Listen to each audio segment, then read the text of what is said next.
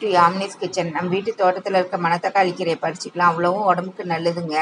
வயிறு புண்ணெல்லாம் ஆற்றிடும். பாருங்கள், சின்னதாக கொஞ்சமாக வச்சுருக்கேன். மணத்தக்காளி கீரை, துவரம்பருப்பு, அடுத்து சின்ன வெங்காயம், பூண்டு, பச்சை மிளகா, வரக்கொத்தமல்லி, தக்காளி, பெருங்காயம், சீரகமும் வரக்கொத்தமல்லியும் ட்ரையாக ரோஸ்ட் பண்ணி பவுட்ரு பண்ணி வச்சுப்பேன். அடுத்தது உப்பு, மஞ்சத்தூள். இது வச்சு தான் நம்ம பண்ண போகிறோம், பார்த்துக்கோங்க. அடுத்தது பூண்டு பாருங்கள், உரித்து வச்சுருக்கேன். வெங்காயமும், இது சீரகமும் வரக்கொத்தமல்லி பவுட்ரு பாருங்கள். துவரம்பருப்பை நல்லா ஒரு கை தான் எடுத்துருக்குறேன், கொஞ்சமாக தான் எடுத்துருக்குறேன். பூண்டு வாஷ் பண்ணி எல்லாம் வச்சுக்கிறேன்.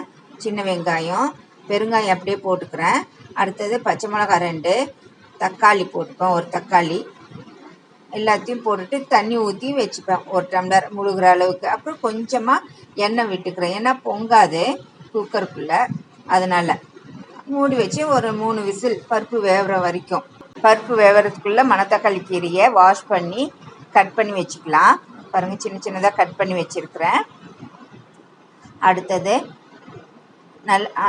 பாருங்கள், பருப்பு வெந்துருச்சு. இன்னும் கொஞ்சம் வேகணும், அதனால் மணத்தக்காளி கீரையும் சேர்த்து போட்டு வேக வச்சுருவேன்.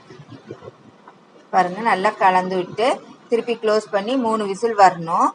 பாருங்கள், நல்லா க்ளோஸ் பண்ணி வச்சாச்சு. அந்த தண்ணியை தனியாக எடுத்துக்கிட்டு இப்போ கடைய போகிறேன். நல்லா கடையிற பக்குவத்தில் இருக்குது பருப்பெல்லாம். அதுக்குள்ளே நம்ம பொடி பண்ணி வச்ச சீரகமும் வரக்கொத்தமல்லியும் ஒரு ஸ்பூன் போட்டுக்கிறேன். பாருங்கள், நல்லா கொஞ்சம் உப்பு போட்டுக்கிறேன் அதுலேயே, அப்போ தான் நல்லாயிருக்கும். பாருங்கள், நல்லா கடைஞ்சிட்டோம்னா கீரை ரெடி. சூப்பராக இருக்குங்க, வாசனையாக. அது கொஞ்சம் தாளிச்சின்னா இன்னும் கொஞ்சம் டேஸ்ட்டாக இருக்கும்ல. கடுகு போட்டு தாளிச்சிடலாம். அதுக்கு எல்லாத்துக்குமே நல்லெண்ணெய் தான் நான் யூஸ் பண்ணுறேன். பேனில் கடுகு, வரக்கொத்தமல்லி, பெருங்காயம் போட்டுக்கிறேன்.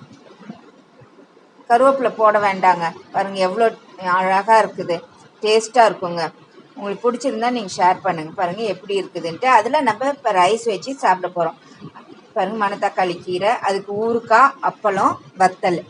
பார்த்தீங்களா, வீட்டில் பண்ண வத்தல். இது வச்சு சாப்பிட்டிங்கன்னா ரொம்ப டேஸ்ட்டாக இருக்குங்க. மணத்தக்காளி கீரை உடம்புக்கும் அவ்வளவும் நல்லது. நீங்கள் வேணால் ட்ரை பண்ணி பாருங்கள். எனக்கு பிடிச்சதுனால தான் உங்கள்கிட்ட ஷேர் பண்ணேன். தேங்க்யூ.